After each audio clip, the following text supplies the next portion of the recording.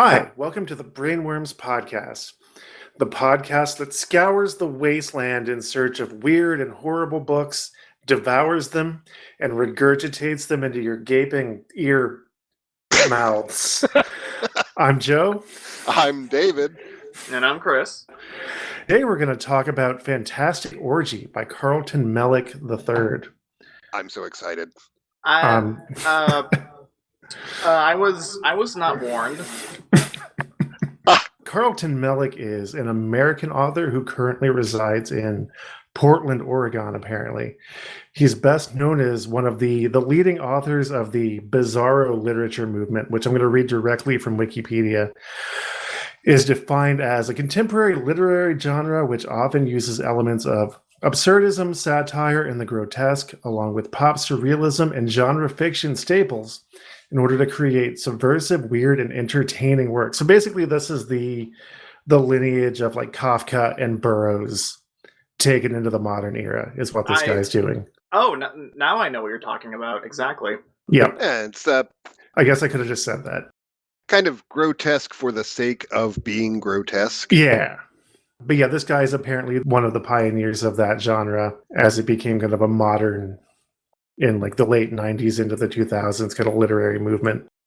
We're reading a sample from his short story collection, Fantastic Orgy, a short story hilariously called Porno in August. But before we get into that, I just want to remind the listeners that if you, for whatever reason, enjoy the weird noises that come out of us for an hour each week, we have a Patreon at patreon.com/brainwormspodcast. So feel absolutely free to get in there. We're going to have really exciting bonuses and benefits as the show rolls on. I have a concern. So before we get into the book, you mentioned that this book is absurd on purpose. Mm-hmm.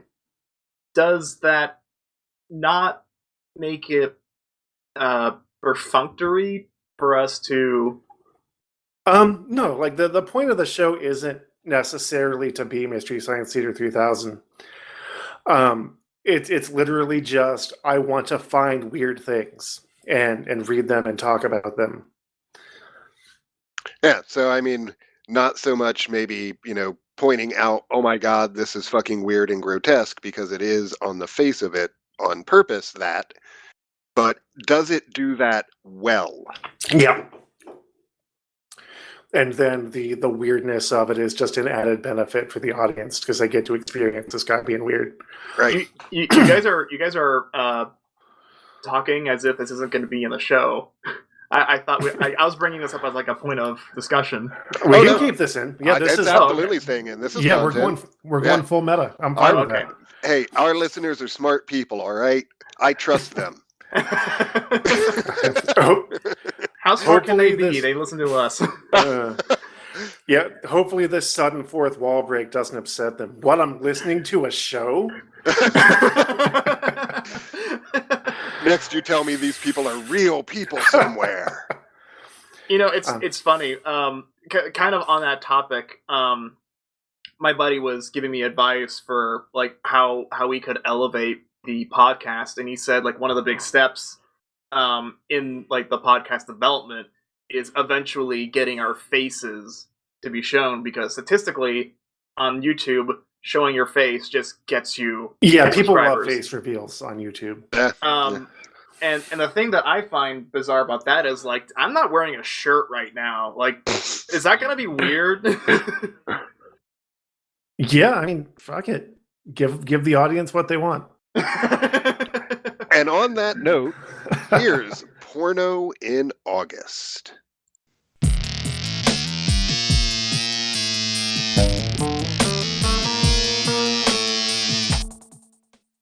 They dropped us off by helicopter in the middle of the Atlantic Ocean, wearing Speedos and sexy bathing suits. And now we are waiting for the director and crew to arrive. Staring at each other, waiting in the ocean water miles and miles from any type of land. Little does the audience know, we are also wearing Speedos and sexy bathing suits. Well, they know now. Oh, damn it, I ruined everything. It's supposed to be a reveal for the first visual episode, Joe. Oh, no. That brings to mind. Is anyone else a little creeped out by the yellow polka dot bikini song? Is that just me? I've never felt creeped out by it. I used to like it a lot when I was a kid, but I mean, I guess kind of a creepy guy. Clearly, you were a creepy kid. A lot of songs from that era, if you really examine them critically, don't hold up. Yeah, no, this is. Don't get me started on Calendar Girl. Oh my god. So what's this movie about? Asks the puffy blonde actress beside me, inside a child's floating tube with zebra patterns, trying to hold her hair away from the water. Unlike any of the others, I'm in a wetsuit with diving gear, even an oxygen tank. I have to take the mask and breathing tube from my face to respond. Didn't you read the script? I tried, says the woman, her breasts floating in the water under the tiny bikini top, but it was too confusing to me. Why would he have like the goggles and the breathing thing on above water? Like everyone just hanging out, and he's just like, "Yeah, I'm a diver. This is what I do." We've come in. We're in media res right now. You got to take the journey.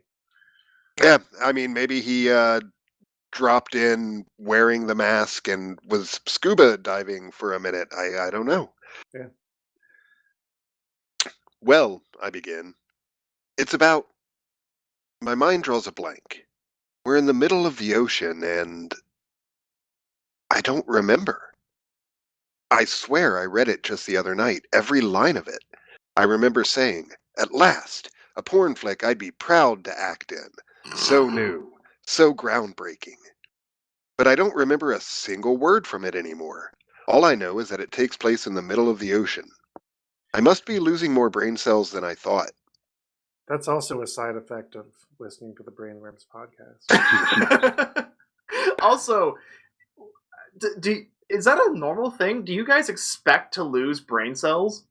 I mean, maybe he's got like oxygen hypoxia. Is that what it's called? Yeah. Yeah, that sounds right. I just stare at the blonde woman, Jenna, I think her name is, with a dumb, blank look.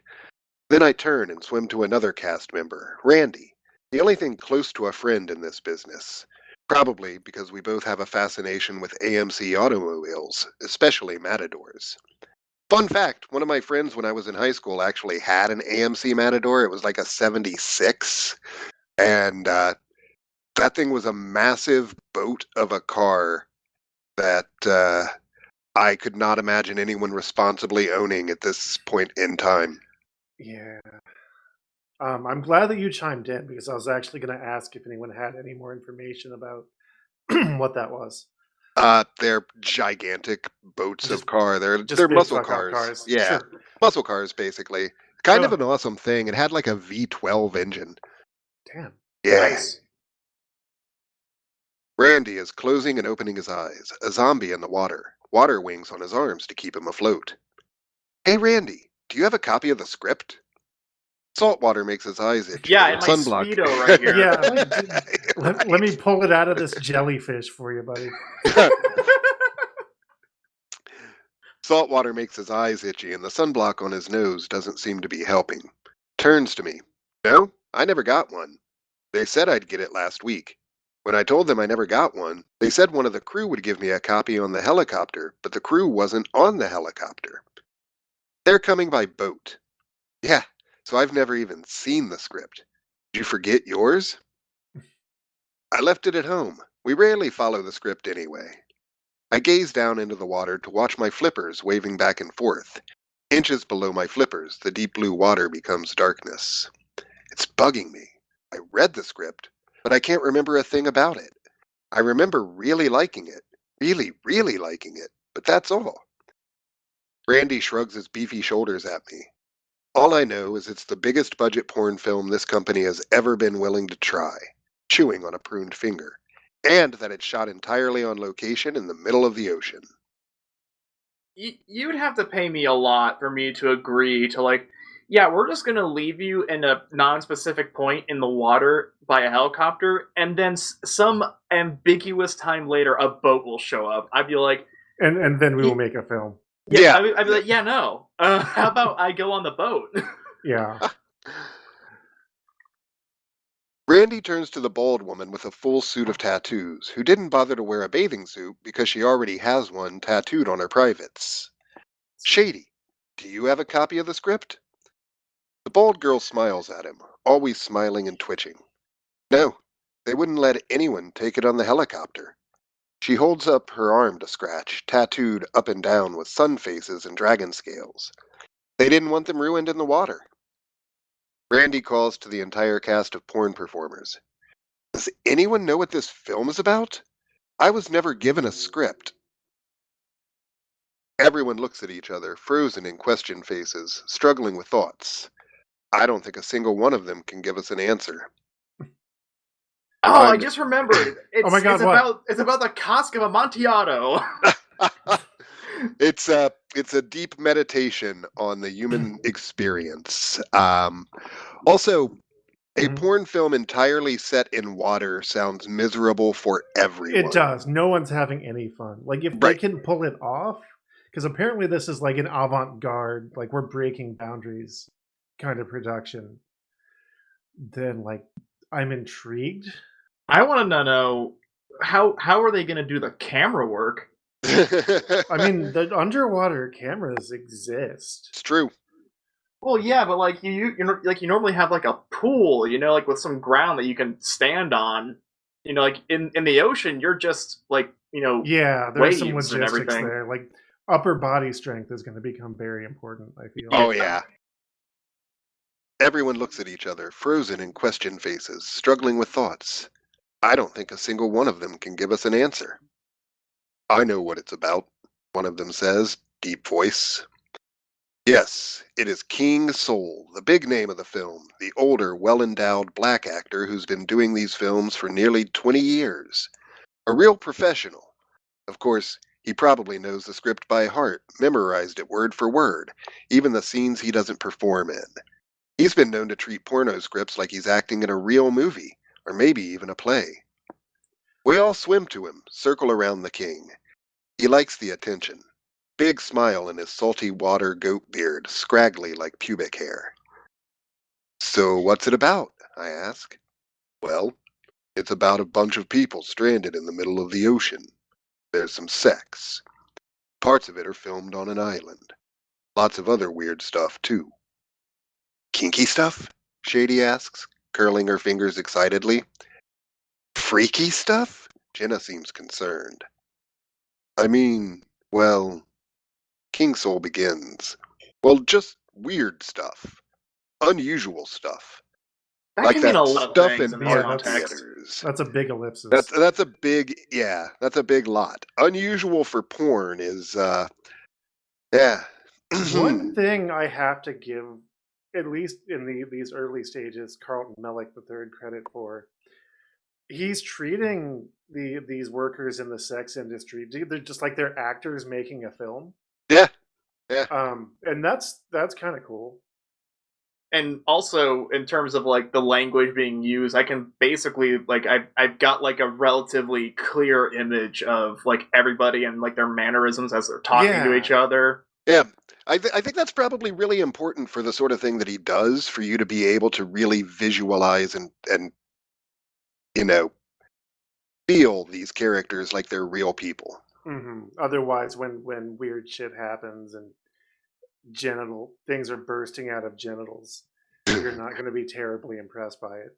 Right. Also, like if there is like pornographic literature here, are we allowed to put that on YouTube? Are we allowed to read that? We're listed as mature content. We're fine. Yeah. Okay. If you're underage, turn off this podcast right now. That's right. Go read something good. No offense, Carlton Mellick III. I mean, well, King Soul begins. Well, just weird stuff. Unusual stuff. Like that stuff in art theaters. Like what? I ask. The king thinks about that for a minute, a hand in his crusty facial hair. Like Lars Van Trier's Antichrist. Oh. Fantastic movie, and probably not far off from where this is going, if I had to guess. Joe, we watched it together, right? We did, yeah. There were a lot of genital incidents in this movie. Not sure, he says, and we groan in response. I read it so long ago it might all be false memory. I had a couple dreams about the movie. Not sure what was the script and what was dream now. I can't believe how unorganized this is, Randy squawks. They said how important it was for us to actually read the script for once, but not a single one of us can remember a single detail. Speaking of unorganized, I say softly, does anyone know when the crew is going to get here? Our eyes wander for the director's ship, looking to the horizons. Nothing. The ocean stretches for miles in all directions with no foreseeable end. How are they going to find us? You're only thinking about this now? Jenna, like a little child, though the oldest woman here. They promised they wouldn't lose me. I'm scared of oceans. They can't lose us, King Soul says. He holds up a small mechanism like a walkie-talkie with a blinking red light on it. I was given this tracking device. They know exactly where to find us. They're just late, that's all. You gotta look up to Soul. Everyone in the business does. He's so calm, has everything under control. They say he even graduated from college, but he doesn't ever brag about it. Half of us didn't even make it through high school. Hell, I only got a GED. But he's not the only one. We look up to Shady as well sometimes. She's been taking art classes at the community college for as long as I can remember. We're able to relax for now, but my legs are getting tired from treading water. I have to let myself float sometimes to allow the muscles a rest. Good thing we all have strong lower bodies from doing so many of these films. We're all in great shape, even old Soul, for this kind of leg work. The 11 of us hold tightly together, keeping each other warm as the wind begins to pick up. We stop talking to each other when the sun goes down. I'm not an expert, but 11 actors in one porno seems like a lot. Depends on the porno. I mean, yeah, that's fair. Yeah. Well, I mean, like, it also depends on what's the ratio here? Is it like 11? Is it like 10 tops, 11 bottoms, or is it? Yeah, and we haven't really I think we've only been introduced to 2 or 3 female characters, but I could be incorrect about that. Yeah, I think 2 females and 3 males so far, based on my count. But yeah, who knows? Yeah, it's like the Ben-Hur of pornographic films. The 11 of us hold tightly together, keeping each other warm as the wind begins to pick up. We stop talking to each other when the sun goes down. Water smacking against our bodies in the quiet, skin shriveled and numb, thirsty. The water begins to get warm around us, hugging us like a bed. Someone was peeing. That's never a good sign, actually, if it's, just like a patch of warm water. Yeah. That's urine. I open my eyes. I see half the sky is murder black, but there's a deep blue line on the other horizon, the sun about to come up. I move my legs, and my mind jerks clear. I remember where I am, my lower half numb in the warm water, waving my bare feet back and forth in the dark, salty ocean. I'm no longer wearing the wetsuit or diving gear, but now am in a Speedo that is not at all mine. Perhaps I traded costumes with someone. I also wake up in unfamiliar Speedos on occasion. You should talk to a doctor about that. I like to live a life of adventure. I'm lying on my back, my upper half floating on something soft and comfortable. I turn to my left. No one is in that direction. I look to the right. No one. I look behind me, in front of me. I'm all alone. I feel something rub against me under the water, screech and leap, splashes in the ocean, looking for what had touched me. It was a hand, a human hand. Jenna. She's floating face down in the water, still in her floating tube. I'd been on her corpse, sleeping on her this whole time. Perhaps I'm the cause of her drowning. I don't remember at all. Shivers creep my back as I watch her body rocking in the dim lighting. Where is everyone? I ask the water, but the water's busy whispering to itself. I lift Jenna's face up. In a delayed burst, liquid pours out of her mouth and nose and ears and eyes. I tremble at the sight, looking closer. Her eyes are wide open, but the eyeballs are missing. And there's nothing inside of her beyond the eyeballs either. Hollow. She's empty inside, just a shell filled with water. Yeah, but aren't we all? Her skin, on the inside and out, has been bleached white, her mouth hanging open, greasy tongue dripping out, like a fish's mouth. What happened to you? I ask her. She looks blank, not horrifying or morbidly disfigured, just blank, empty and sad. I let her slip through the floating tube and slowly sink into the shadowy depths, her empty corpse refilling itself with water. I take her place in the tube, a tight fit, but I'll be able to last for a long time without having to tread water. The strip of light in the horizon is not growing any bigger. The sun doesn't want to come up anymore. Did everybody drown? Perhaps they killed themselves. It wouldn't have been difficult. Just take a deep breath of water and then all black. Yeah, it's the easiest thing to do. Yeah. Another fun fact, maybe a little bit personal, but when I was a teenager and in a very bad place mentally, I did in fact once misguidedly attempt a offing of myself in a swimming pool by just holding myself underwater under the diving board. It doesn't work. Like, your body decides that it wants to live, and you can't. At least I couldn't. Turns out I actually wanted to live, so, good for me. But lizard brain will always have your back. Yeah. Survival instinct is real.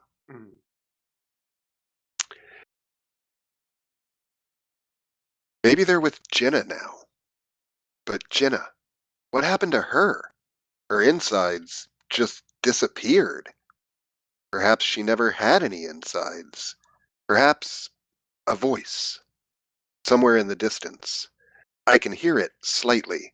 From the darkness. I can't see that far. There's a fog in that direction. I hear the voice again. Aya. I hear the voice again. A little more distant.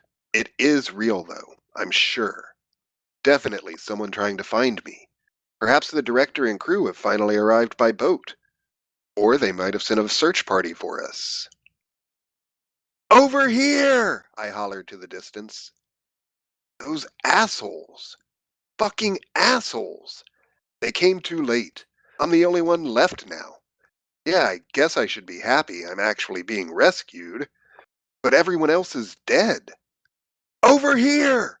Over here! I scream. I get closer to the voice. It gets closer to me. But there aren't any boat sounds. Just a voice. I recognize who it is. Randy. He's still alive. Randy! I call to him. His distant voice grows a little louder and louder until we're able to understand each other. Though we are still unable to see each other in the fog. This is the weirdest Finding Nemo fan fiction I've ever read. I wish I could say the same. Oh, God. What happened? Randy cries. I don't remember anything. Did the helicopter crash? What do you mean? I ask. The last thing I remember is getting on a helicopter to film the new movie on some island. Then I woke up alone in the middle of the ocean. It scared the shit out of me. Where are you? I'm over here. His voice is so close to me, but the fog is getting thicker. I can't see anything. Keep talking, he says. Don't you remember yesterday at all? I ask him, paddling furiously. Yeah, we went to the bar and bought an 8-ball. No, that was the day before yesterday. No, it was last night, remember? You must be delirious, I tell him. Yesterday we were dropped off in the ocean. How could you forget? That was the whole catch to the film. It was going to be filmed in the middle of the ocean. We were waiting for the director's boat to get here, but they never showed up. What are you talking about? Randy yells. I think I can make him out in the distance. The film was going to be some stupid run-of-the-mill porno on a deserted island. It was going to be a Gilligan's Island parody. No, it wasn't. Soul said it was an avant-garde porn flick set in the middle of the ocean. What are you talking about? That's impossible. For one, Americans do not do avant-garde flicks. And two, how the heck are we supposed to fuck in the middle of the ocean? Very good question. Yeah. I actually really like the fact that it's how the heck are we supposed to fuck Yeah, in the middle of the ocean? that's a good line. Yeah. My mind becomes dizzy. Is he confused? Or am I the confused one? I don't think I can think straight. My head's in pain from dehydration. It doesn't matter what happened, I tell him. We're both probably delirious. In either case, we're in a shit of trouble. Still swimming to each other, but we have yet to meet. Is that a metric shit of trouble or an imperial shit of trouble? I'm going to go with imperial in this case. I'm not sure which is larger, but this seems like imperialism is just going to fuck you harder, you know? That's fair. Yeah, that's the answer. You know, did you guys know with the imperial shit, the reason why it's 12 inches long is because they measured, like, that was like the last shit that they measured from the king that they took. King George's shit. That's how they know.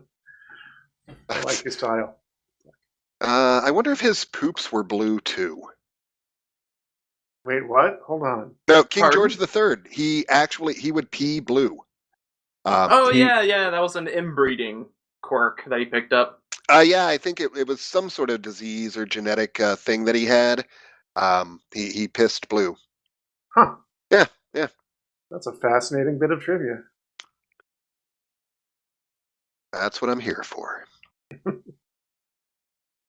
Have you seen anyone else? He asks. I woke up next to Jenna, I tell him. She's dead. Do you think anyone else survived? I doubt it. I only remember you and Jenna having stuff to float on. The rest of them would have been treading water all this time. I don't think they made it. Do you think they'll find us? Not if this fog doesn't clear up. I can't even find you. And then Randy came into view, lying on his back to keep afloat. His water wings stretched to his sides. There you are, I tell him, paddling my feet in his direction. His eyes closed. I grab his leg and pull him to me, just watching him in his relaxed position. But he doesn't end this relaxed posture.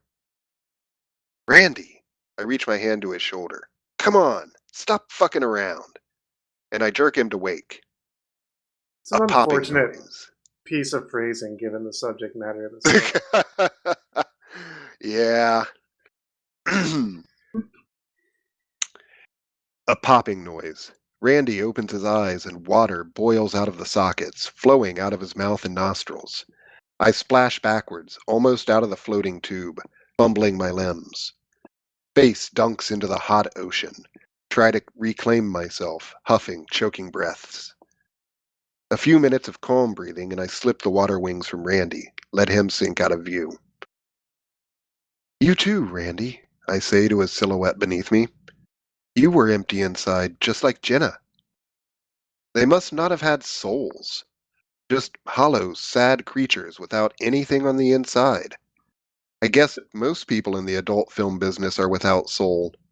Eventually... This is not going to be a fun adventure. And this is not what that's going to be, is it? This is not gonna. No, this does not end well. I think this has already started poorly. Yeah.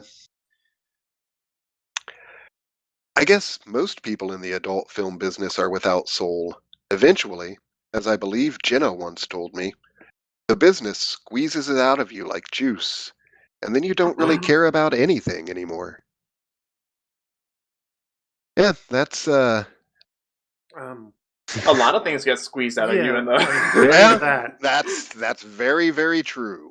While Allegedly. probably true about the adult film industry, I feel like that's equally applicable to really any job in the universe. Yeah, I mean, there's nothing inherently wrong with being an adult performer, an adult entertainer. There's nothing at all wrong with sex work in general. But of course, given everyone's being responsible about it. Sure, Right. sure, of course, yeah, and all informed consent is on the table, all of that. Right, human trafficking aside, there's nothing wrong with the adult film industry. But the it does seem like it can be really hard for people. So objectifying too. Yeah. I gotta admit, I did not expect to get this sort of deep into that from this story. Well done, Mr. Mellick. A gush of water goes into my lungs, and I cough myself into consciousness. Hey, look who's awake, Shady says, splashing water at me. And my eyes go in and out to see her face, her bald head shining in the dim light. Told you we'd wake up eventually, I hear King Soul from beside me. I clear my head and look around. There are 5 of them with me. What happened? I ask them. The last thing I remember is finding Randy dead. That's all you remember? Shady asks. You didn't go unconscious until 2 days after we found you. And you told us you found Randy empty that morning. I don't remember seeing any of you since the first day. How long have we been out here? How long, Grim? Shady asks the skinny, bearded biker guy to my left. 11 days, he says in a feminine voice. Wait a minute. 11 days? Shouldn't we be dead by now? The jellyfish have been keeping us alive, Shady says. My questioning face wrinkles into more questions. You're the one who found them, Grim tells me, his face very bisexual in its features. Not sure what he's trying to say there. Yeah, I think androgynous would have been a better word choice, maybe. A significantly better word choice. Yeah, because I feel like you can't really have features that are sexual orientation. No, that's not a thing. Look, Shady says, jerking her dragon hand into the water and pulling out a transparent jellyfish as big as a head, squirreling at her wrist. The first night we were out here, you reached into the water and pulled one out. There's enough juices and nutrients to sustain us, Soul tells me. But now we're starting to think they're poisonous, making us lose our memory. Yeah, because they're fucking jellyfish. Right. Here, we haven't fed you in a while. Shady gives the curling jellyfish to me. Eat this. Biting into the live creature, twisting limbs around my face. Water. Cold, fresh water gushes down my throat, and the creature stops moving. It's fresh water, I say. Yeah, Shady tells me. Like a living water balloon. A rubbery exterior with only water inside. There's hundreds of them all around us, some girl says, but you can't see them because they're clear. After I chew its stretchy meat down, I gaze into the water looking for them, but there's nothing, just crystal water. What happened to the others? I ask. King Soul. Well, you said Jenna and Randy drowned. Toby and Camesis disappeared the first night like you. And Norma, well, there's been a shark that's been after us for the past few days. It picked off the weakest of us yesterday. You probably would have been next. What about the tracking device? I ask.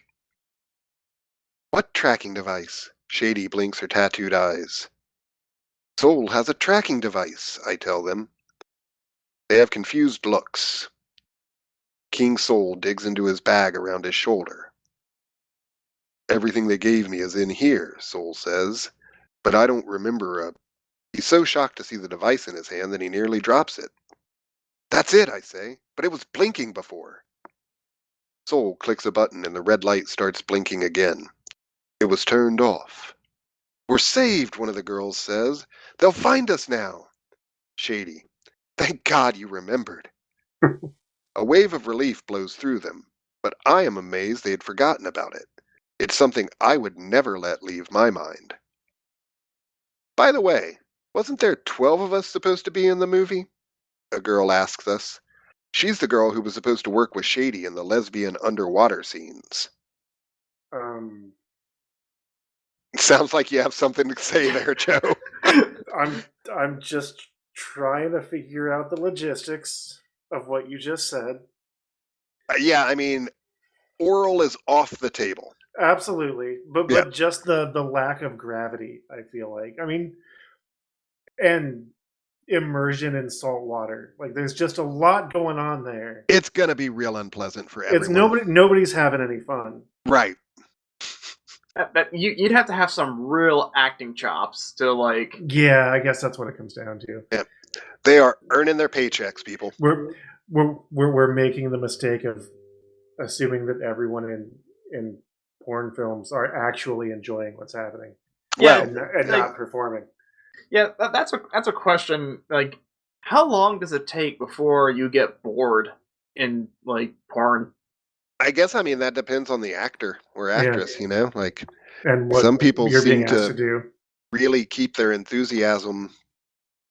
You know, there are people like Annie Sprinkle, for instance, who has been in the industry or industry adjacent for like something like 40 years now, which is kind of amazing. But then you get people that are in it for 6 months and overdose and die or kill themselves. Right. So, yeah, it's Imagine if your fetish was being paid and being filmed to have sex. Well, I think it would work out very, very well for you. Yeah. If we have anyone in the adult film industry in the audience, feel free to drop us a line with your insight please, into please. this subject matter. Yeah, absolutely. We'd love to hear from you. What do you mean? Shady asks. They always have 12 cast members in every film they make. I don't know what you're talking about. No, that's right, Soul says. They were always strict about that. But wasn't there 12 of us dropped off in the ocean? No, there were 11 of us, the girl says. Vixen. Shady puts her hand on the girl. I think you're right. Hold on. There are the 6 of us, Norma, Brandy and Jenna, Toby and Camesis. That's 11. Who was the 12th? Vixen asks.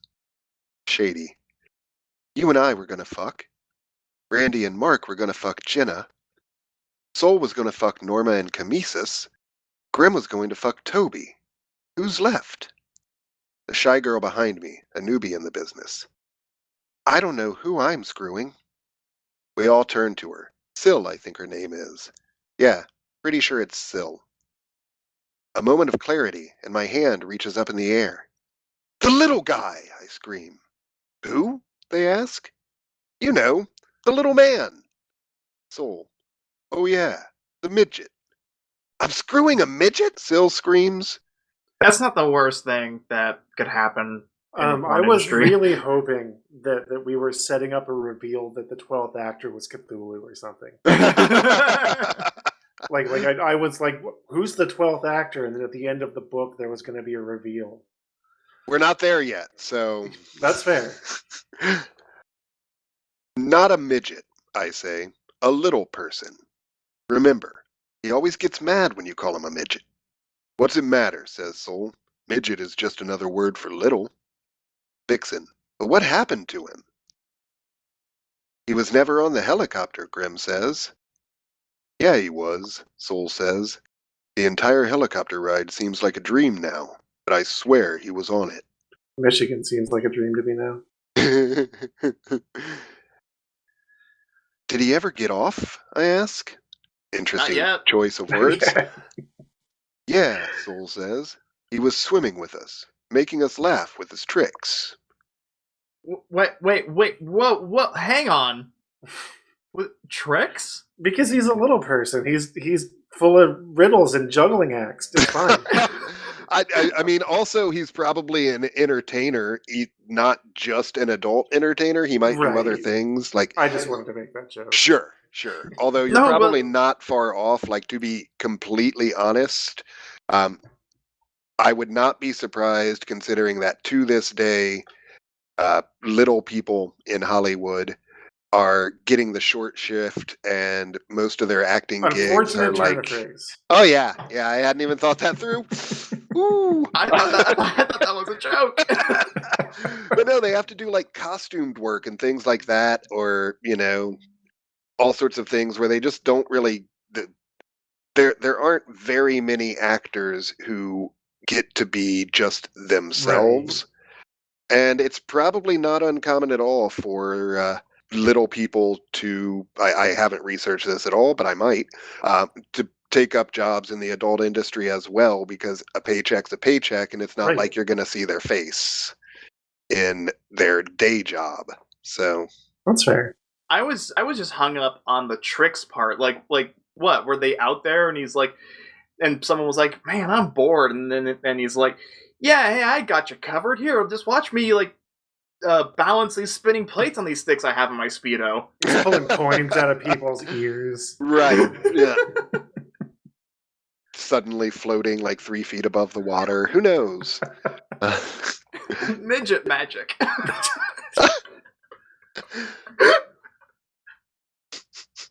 We're all going to hell. Yup. I apologize to anyone who is horribly offended by what we're saying. I apologize to everyone. Full Yeah, stop. I mean, Just- yeah, I just apologize to our audience on principle. Where is he then? He must have disappeared like the others. Are you sure you didn't dream him? Vixen asks. No, he says. Of course not. I always confuse my dreams with memories. I'm glad he's dead, Syl says. I don't want to fuck a midget.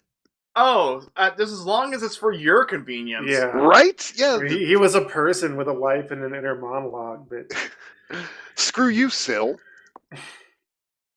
Who was I supposed to sleep with? I ask them. I already told you, Shady says. You and Randy were going to do Jenna. No, I tell her. You said Mark and Randy were. They gaze at me. You are Mark, they say. No, I'm not. Wait a minute. What is my name? It's not Mark, it's... I shake my head. Mark. Shady puts a dragon arm around me. This is hard for us all. My name isn't Mark, I shove her away. Then what should we call you? Shady asks. Don't call me anything, I say, swimming away from her. I wake one morning in the wetsuit again, praying I'm not lying on another dead, empty body. My eyes searching, I see King Soul sleeping, Grim holding him up, Syl sleeping with Vixen holding her. And I turn my head, noticing Shady is behind me, making sure I don't drown in my sleep. You didn't sleep long, she tells me. I feel like I've been asleep for days, I tell her, rubbing my red eyes with salty, numb fingers. oh, don't do that. No, that's awful. That's bad. You've been awake for days, she tells me, and only slept for an hour. How long have we been out here? You've forgotten again? I nod. We stopped counting a long time ago. A month or 2, maybe. My eyes burn spicy at her words, wanting to cry. Shady says, our memories keep going in and out, especially after we sleep. We don't know how truthful our memories are anymore. I don't remember very much at all. Nothing's been worth remembering. We just take turns sleeping and eating jellyfish all day. And sometimes one of us loses most of our memory and we have to explain a lot of things. What about the tracking device? I ask. There is no tracking device, Shady says in a bent voice. What happened to it? Did it break? Sink? No, Shady says. Soul opened it.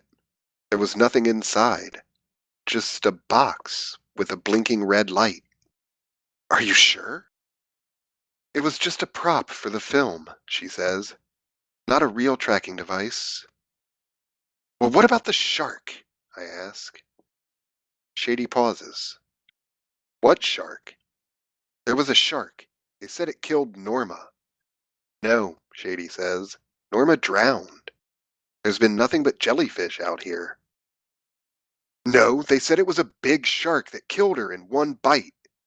Your memory is playing tricks. A high-pitched scream, and everybody jerks upright. A fin is in the water, violently splashing next to Syl. Vixen pulling the young girl away from the splashing fin.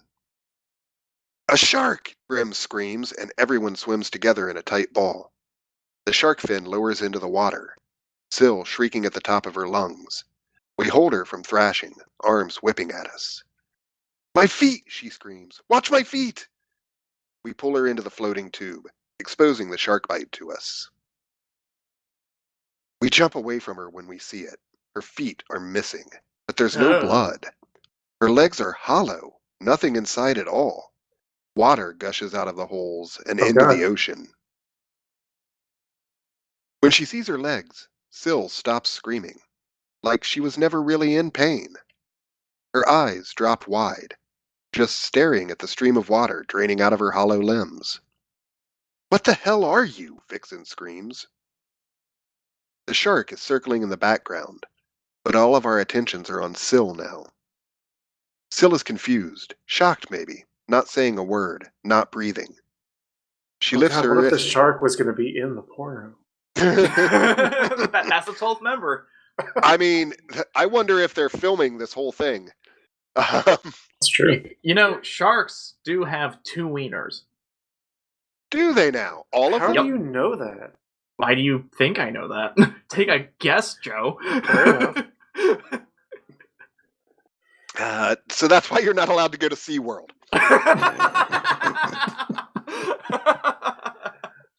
There is a list, and you are on it. It's not a list. There's no one else. It's just my name. Oh, God. Syl is confused, shocked maybe, not saying a word, not breathing. She lifts her wrist to her eyes and examines it closely. Then she pokes a hole with a fingernail. A thin line of water sprays out like a cut vein. Everyone watching her, the shark behind us, as she begins to drink from her arm. Then she looks up and smiles. I'm like the jellyfish, she tells us. This is all fine. And then she falls back, exhausted. I'm hot, she says. I'm so hot. The water. Shady swims to her, staring into her hollow legs. She's right, Shady says. She's like a jellyfish. They all sigh, like the whole mystery's been solved. Then Shady bites into her arm, ripping the rubbery skin from her. Syl doesn't scream, watching Shady chew her like a jellyfish. The rest of them join her, gnawing on Syl's skin, water squirting out into their mouths. We're having a weird time today. I swim behind her as Shady chews the back of her head away. She's totally hollow inside, and I can see the back of her face. Stop doing that, Syl says, and seeing her mouth move from the inside sends nails into my cricky neck. No vocal cords, no brain, no blood. How can she function? She's a jellyfish, Mark, Shady says, stuffing one of Syl's empty breasts into my mouth. Eat her. This is fine. All right, then. Wake up! Somebody screams through a megaphone. I open my eyes to a small speedboat in front of me. A camera is pointed in my direction. My vision clears and I see 3 men standing in the boat. A cameraman, a sound man, and the director with his megaphone. We have a porno to make, he says. No more sleeping on the job. I don't recognize the man. He's not the director I remember. Actually, I don't remember any of these men. We've had the same director for years. We go drinking together, baseball games together. But these people are utter strangers, yelling at me like a drill sergeant. I'm not sure what the original crew looks like or what their names were, but these people are not them. I'm sure of it. Start fucking, the director yells at me. I see King Soul and Grim are double-teaming Vixen over there, lying on floating tubes, struggling to get a decent position. I turn around to Shady, who was cradling me in my sleep. When did they get here? I ask her. Couple days ago, she whispers. They've been working us day and night. I don't think we can do it anymore. They won't let us in the boat until they have enough decent footage for the movie. Go underwater, the director screams, pointing his finger like God. Shady and I are sucked under the water, jellyfish pulling us down, curling around our limbs and sucking us under the water. Invisible creatures forcing us together, my wetsuit rubbing against her tattooed flesh. We use my oxygen tank. Yeah, I think Dagon at least. Yeah, a little more apt. We use my oxygen tank to take turns breathing as they pull us into the darkness. They open up a pocket in the crotch of my wetsuit. They slide up inside the insides of our legs, and then they shift us together like puzzle pieces. I watch Shady through the mask, her eyes closed tight with fear and maybe pleasure, the jellyfish caressing the backs of our thighs and shoulders. But my mind jerks awake as I realize I feel nothing inside her. She is hollow, empty in there. I'm just moving in open space. I go soft. I cannot continue. Over Shady's shoulders, the shark is returning, plunging at us for an attack. I grab her, force our way through the slippery jellyfish, her hollow body light enough to carry. We explode through the surface, and Shady takes a gasping breath. Get back down there, the director screams at us.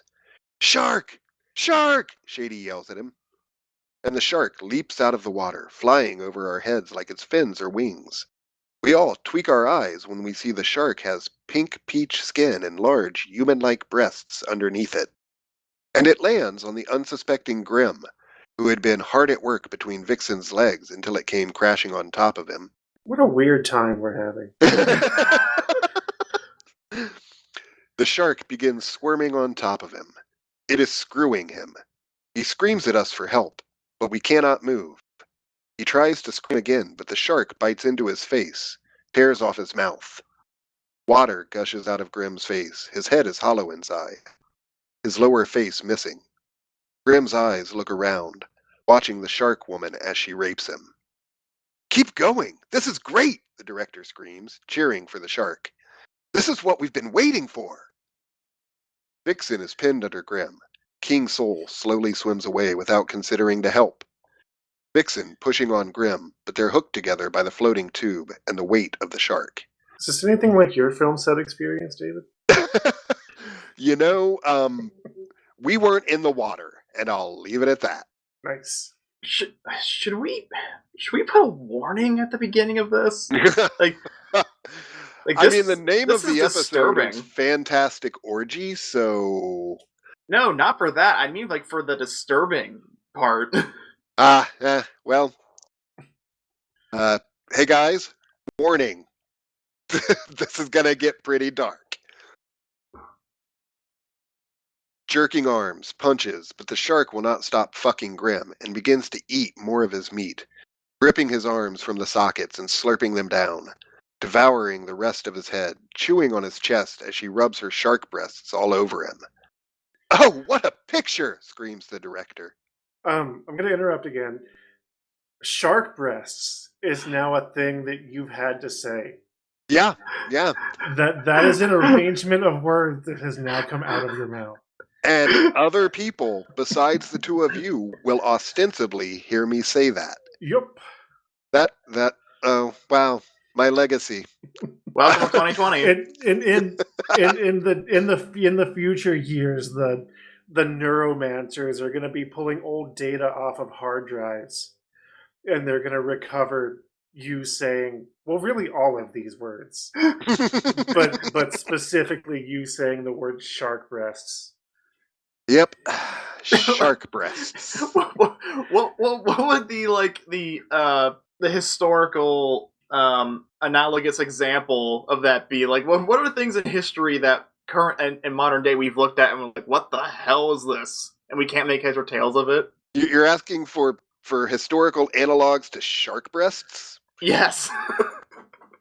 Just making that clear. Okay. Yeah. I don't. Yeah. I got nothing on that. Yeah, I mean, Greek mythology is full of all kinds of weird, you know, lady putting on a fake cow. It's like there's some stuff. Really, anything to do with Zeus. Yeah. Vixen kicks the shark, trying to get away, and the shark snaps at her, taking her entire face off, and the shark continues its rampage on Grimm's lower half. Faceless Vixen swimming blindly away. Mark! The director screams. Go fuck the shark in the ass! This fucking book. Holy shit.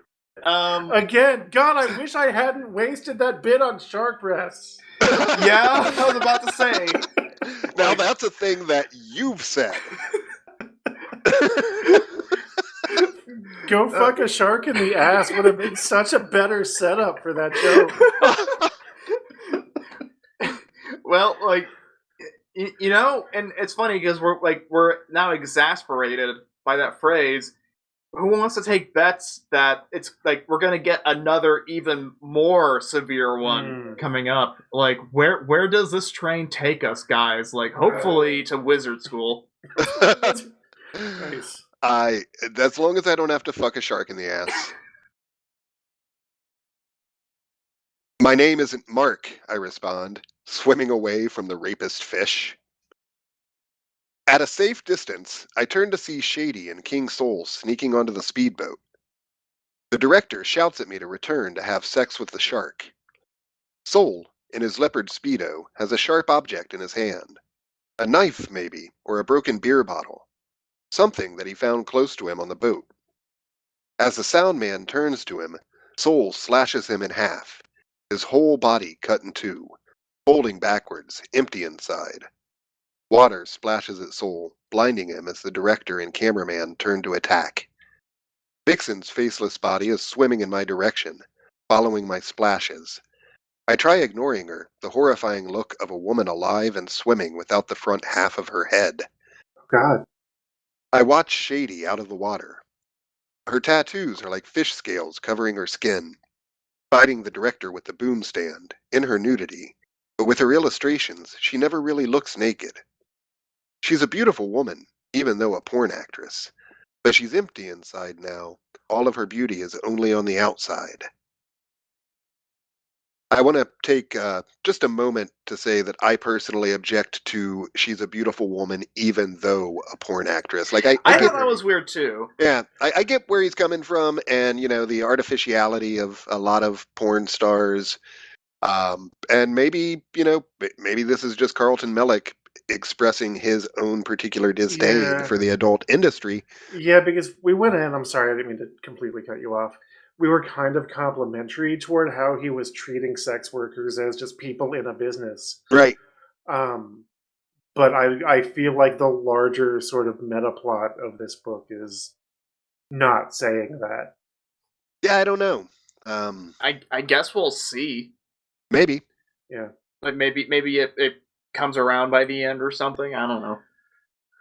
Because like if his conclusion with all of this imagery is just, oh yeah, people in the porn industry are fake and hollow, then that's a little bit banal. A little bit. I mean, that doesn't that go without saying? Like, not that the people are empty, but like the porn industry, like it's like watching reality TV and like pretending it's real. Yeah, like that's kind of that's an apt comparison, I think. Yeah. Porn and the reality TV business have a lot in common. Well, I mean, just entertainment is inherently a fiction, and I don't feel like it's a hot take. Like, Toy Story 2 is just an illusion, man. It's just puppets on a screen. Like I don't feel like that's a very interesting point to spend 30 pages or whatever trying to make. She punches the rod right through the director's chest, but the director continues swinging the megaphone at her. King Soul cuts the cameraman's leg off, water emptying into the boat. Vixen, the faceless creature, is behind me now. She grabs me and holds me, caressing my flesh. The shark leaps into the boat, tearing into the cameraman, and Soul is ripped in half long ways. His water empties out of him, but one half of him is still standing, one leg and one arm balancing. The sounds of the shark eating rubbery meat. Soul's left half stays upright just long enough to cut the director's head off, leaning to one side and popping his head right off its neck, both of them crashing into the water. Shady, standing alone in the boat. Her face has a confused look as if waking into the situation without any memory of it ever happening. Mine too. She jerks when she notices the shark in the boat, fucking and eating a man. And then she shrieks when she sees Soul's right half lying in the boat, wiggling at her. One by one, she tosses the men into the water, and the shark chases after them. I try screaming at Shady, but she doesn't seem to hear me. She must be horribly confused. And Vixen holds me tight in place, won't let me swim to her, wrapping her legs around me.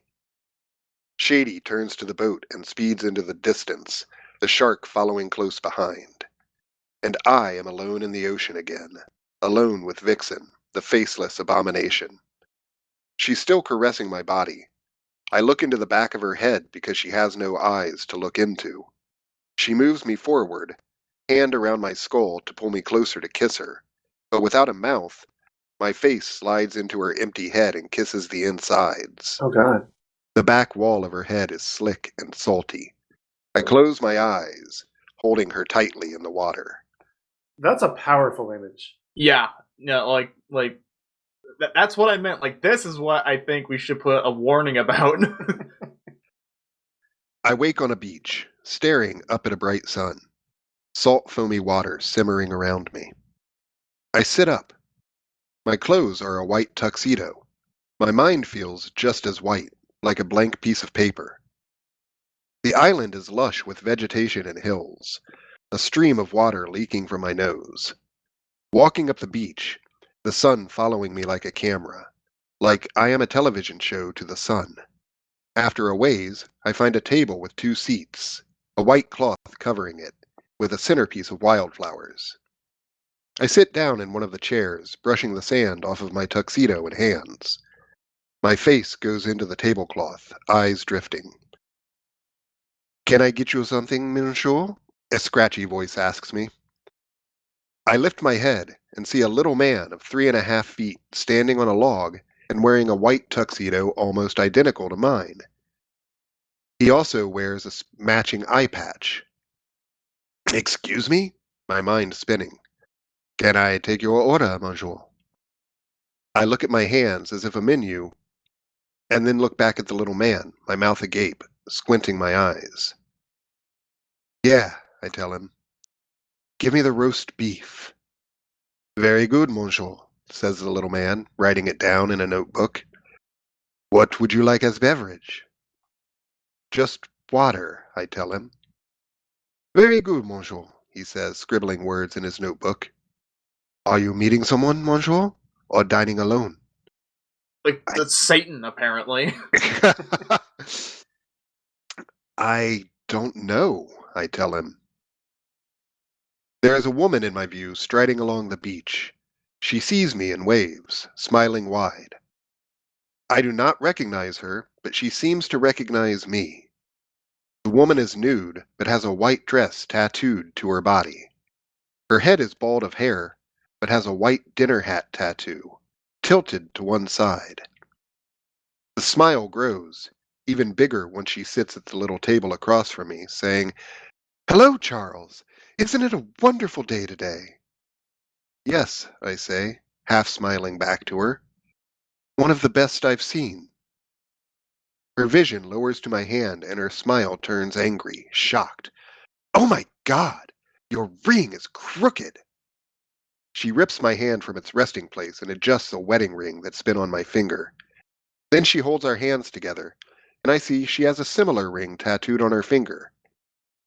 Once she decides my ring is lined up perfectly with hers, She pops her face up into my sight and brings back her very large smile.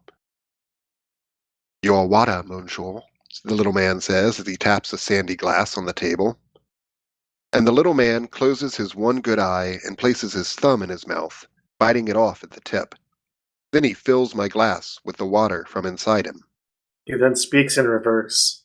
Yeah. The owls are not what they seem, No. people. I sigh as I take a drink, my hand still prisoner to the woman's grasp, trying to pull it away. The small man scurries to her. And vous, madame? As I gaze into the distance to find another happy couple on the beach. A woman, missing the front of her head, burying half of a black man in the beach soil, and the tide flows in without the consent of the moon. It's kind of a nice sentence. Isn't it? Yeah. Was that the end? Yeah, that's the end. That's it.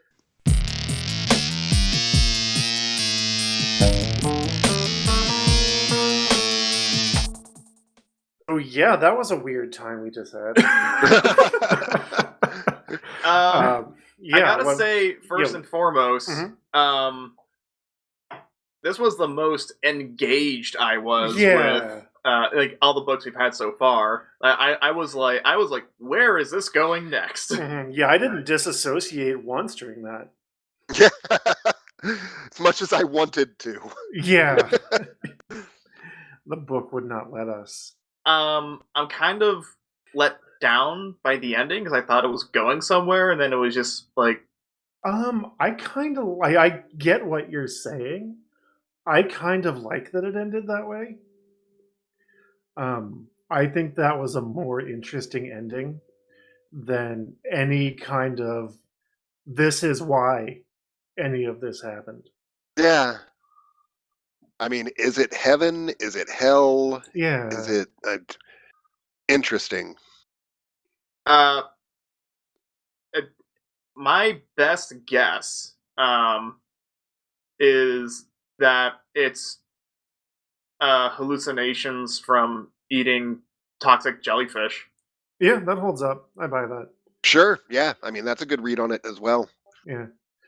There is an author's note at the end of the copy that I have here. Mm-hmm. So I might just read that real quick. I'm very curious. Yeah. Basically, I started with an absurd idea.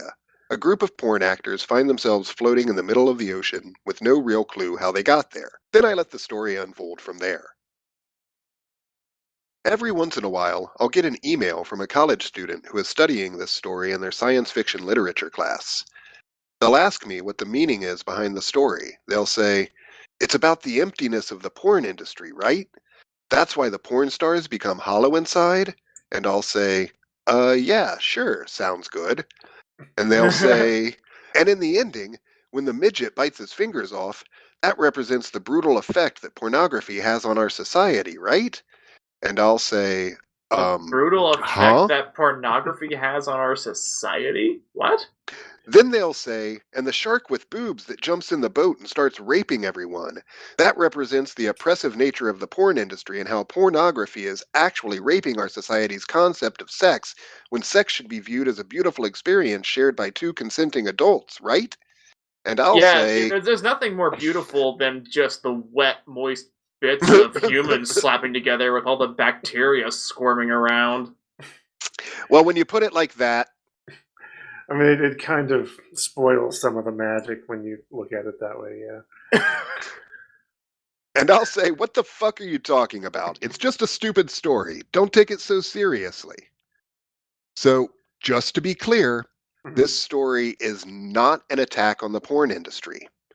Although, if I were to attack the porn industry, it would be to complain about how terrible it all is. Who the heck do they think the target audience is for porn anyway? Old men? I'm pretty sure only old men would find that stuff sexy. It's all the same boring crap over and over again.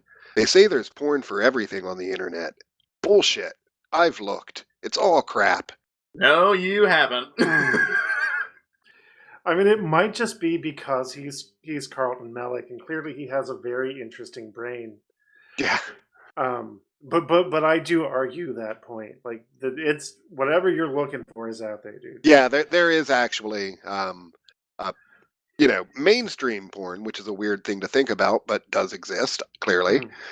Mainstream porn is all kind of samey, sure. Right. Yeah. Yeah, I mean, that's the argument people make about a lot of, like, really anything that's entertainment. Like, oh, it's all the same. It's all, like, surface level. Like, it's boring. Yeah, it's almost as if it's made to appeal to the, lowest common denominator, right. Which mass appeal things are going to have to do by default. Yeah. That is one of the big reasons why I compared the porn industry to reality TV. Yeah, no, I think that, honestly, if nothing else, I think that's one of the most astute observations to come out of this whole thing. But yeah, regardless of what medium you're pursuing, if you have a specific thing, it's probably out there. You just have to do a little work and find it. And I'm pretty sure I'd be willing to bet some money that there is porn that is like the fuck, what would you call it? The storyline in the context of it, like the plot, like the setup, like the assumed storyline that's not in the film, but it's like around. Oh, the meta. Yeah. Subtext. Like, I'm pretty sure that there's porn where the subtext is like two people that were on a date and now they're back in one of their houses, having discovered a passion that they have for each other, and it's like intended to be like a meaningful encounter. I'm pretty sure that there's that porn too, if that's what this guy's looking for. No, I think I would be willing to bet that just the mere sight of people boning probably doesn't do much for Carlton. Yeah. Or he's deliberately like, I want porn of two gremlins and a polar bear. Like, he's creating deliberately absurd things. Well, I mean, there's a porn film where a woman sucks off two pterodactyls, all right? It might even be 3. Fair enough. So if you're looking for it, you're gonna find it. Is that props, CGI, or animation? Body paint and costuming. Okay. Yeah, that sounds amazing. I encourage anyone out there listeing to this who hasn't seen that to go and look for it, because who is of a responsible age. Right. The link will not be in the description. The link will not be in the description, but you can find a GIF of it. So there's going to be one listener who's just going to spend their life, based on our vague description, trying to find this. How the fuck do you spell pterodactyl? like they get to like old age, they're like Rorschach, like he's got like this clipboard with all like the red string going everywhere. We're gonna get messages like, hey, can you give me the link to that pterodactyl movie? Yeah. Should we review the pterodactyl movie next? We're not that kind of podcast. We're not that kind of podcast. But we could be. We could be if we wanted to. If we're offered enough money on Patreon and people want it, then I might be open to doing the pterodactyl fucking a woman. I should point out that I've never actually seen the full film, assuming such a thing exists. Sure. I've seen like a 15-second or so clip in GIF format. So how was it? It was a woman on her knees, naked, like giving a handy and a BJ to a couple of guys dressed like pterodactyls. Now, were they like animating themselves? Were they like flapping their wings and like were they into it, or were they as confused as everybody else and just like, well, we're here. I mean, I they were guess getting paid and they were getting their dicks sucked. I assume they were having a great day. As much affect as you can read from a 15-second GIF of pterodactyl costumes. Wait. Did you just say GIF? I did. Okay. Is this it? Is this what ends the podcast? Over. I can't work with people like you. Let's try to herd ourselves back to the original point. Did we have? Oh, they don't care. We did. We were talking about. Fuck. What point were we? I think we. I mean, honestly, I think prior to getting to the end, we had a pretty good analysis of the sort of like subtext of this story, and then the author's note sort of told us to stop doing that and just enjoy it because it's a stupid story. Because we were doing that. We were absolutely doing that. Yeah, absolutely. And the author coming in and saying, "No, it's not about that. I just want a weird story."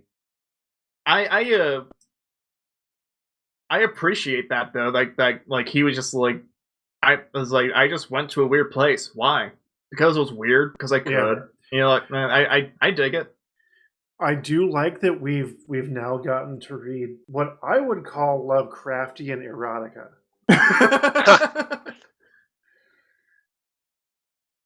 Yeah, that's. Oh my god, Joe, you just. Oh my god. What did I do? What's happening? Okay. Okay, everyone, like, gather and get in real close. All right, you ready? Uh-huh. We could read Sonic fanfiction porn.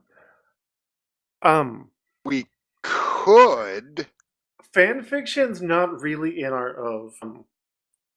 If only because, and because again, David and I had some conversations and we were kind of preparing this concept that we want authors that can be taken on their own terms. And I feel like once we start reading fan fiction, like that's not a published author. Punching down, as it were. Yeah, absolutely that. That's not a professional writer who has published a book. And as close, you know, we're kind of literary critics, like that's kind of the premise of this show. It's not really fair to them to go, your fan fiction sucks. Right. 14-year-old child on the internet. Yeah, I think you know, self-published novels, that sort of thing, like Empress Teresa, that's one thing. That's fair. That's fair game. But fan fiction, I'm kind of against criticizing fan fiction in general because it's, well, one, it's low-hanging fruit. Yeah. And two, that's sort of where people go when they want to hone their skills. And it's like making fun of people that are heavy at a gym. Mm-hmm. You know, they're clearly there trying to work on it. I agree. That's fair enough. Like that's the point when it becomes mean, what we do. Right. Also, my search history now contains the words pterodactyl blowjob. And I've learned that the name of the film is Pterodactyl Dinosaur Spermoplasmoids. Nice. That was a real thunker right there to come up with that one. If you're concerned about things like that in future, if you want to use the podcast's account to look for things like pterodactyl blowjob, go to town. I'm really not concerned by it. I just thought that would be a fun thing to have recorded for all time because I'm still recording. So yeah, we've kind of gone in and around and over this a little bit. What do you think about this story? Are you going to read the rest of this collection? Would you recommend it to your friends? I definitely like it more knowing that it's not like a rip on the porn industry, just that Assuming that isn't a backpedal. assuming that isn't a backpedal, taking the author at his word, I like it more just that like it's just weird. Why? Mm-hmm. Because why not? Yeah, I appreciate that too. Yeah, like I would definitely recommend like if someone was like, man, I want to read something weird, like, hey, check this thing out. Mm-hmm. I fucking loved this. I thought it was fantastic. It was gripping. It was well written. Yeah, this was a good story. Yeah, imagery was fantastic. Genuinely enjoyed it. Will continue to look for other samples of his work. Mm-hmm. In the intro, you were talking about how he sort of was the progenitor of this style. Yeah, bizarro literature is a whole thing. Right. And there are hits and misses. You kind of have to do your research. And I can, off the air, I can send you some stuff. Cool. I'm wondering how much, like, because splatterpunk was definitely a thing, like back in the 80s and 90s. I used to read like the Books of Blood by Clive Barker, that sort of thing. And this isn't far off from that. It's a little more weird and a little less gore. And we touched on this in the intro as well, but bizarro, like as a genre, almost seems like just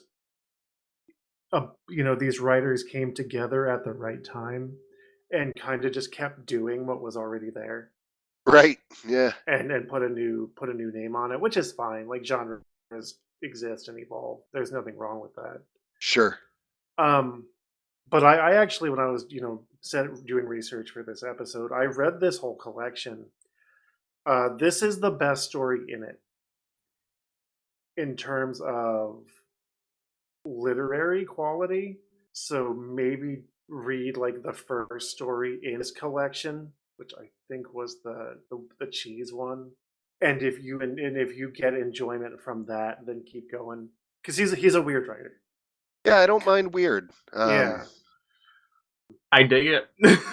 he definitely tiptoes, and he has the chops that he's obviously a good writer, but he kind of tiptoes around like, is this weird for weird's sake? Am I just like, well, what if the ninjas and the cowboys fought each other, like that kind of mentality? Right. Where that line ends is going to be down to the reader. I feel like, is this just too weird? And that's something I wanted to bring up. Appreciating another aspect of this particular story, because like David, I was like sucked in. I was like, where is this going? In my personal opinion, like the weirdness of this story was central, and it was kind of organized. It wasn't just like taking a random number generator from 1 to 100 and just like putting down whatever came to mind. Mm-hmm. Like it all had like it seemed like some, at least from my read on it, like this all makes sense for someone having a hallucination, or someone dying of lack of water, and they start hallucinating, like, oh, this person's heart breaks open, fresh water comes out, so on. So I appreciated that it wasn't just like it felt like it was following some kind of logic. True. As dreamlike as it was still following a line. And I think that's an important aspect of any kind of bizarro fiction or weird fiction. Like, and I guess bizarro fiction would be the spiritual successor of the sort of Lovecraftian weird fiction genre, right? Sort of. I would almost argue again, like Burroughs. Yeah, I can. Kafka, like that kind of like there's a through line that you can follow. Yeah, it's almost like if, I don't know, if you take the just absurdity and strangeness of Kafka but you make it overtly science fiction-y. Mhm. I mean, there wasn't a whole lot in this one that would fall into like a science fiction trope, but it's interesting. Yeah, I don't know, readers, listeners, what do you think? Yeah. And again, the big question is, would you like to hear, because there are multiple short stories in this compilation. Do you want to hear more? Track us down. We've got YouTube, we've got Facebook, we've got Twitter. So please message us. What did you think about this? And would you like to hear more of these stories? And don't forget to head on over to Patreon, and if you're of a mind to toss us a couple of dollars so we can keep doing this for you guys, we enjoy it, and hopefully you do too. Definitely. And if you're a YouTube listener, don't forget to like and subscribe and click the bell. That made me feel things. All right. And we're done. Any copyrighted content contained within this podcast used for purposes of review. Brainworms Podcast is David Combs, Christian Schaefer, and Joseph Wells. Editing and post-production by David Combs. Art provided by Kaine Magdalen. The theme music is Hodgepod No. 1 by Brian Davis. If you like what you heard, please support us on Patreon or Ko-Fi, or by leaving a review on your favorite listening app.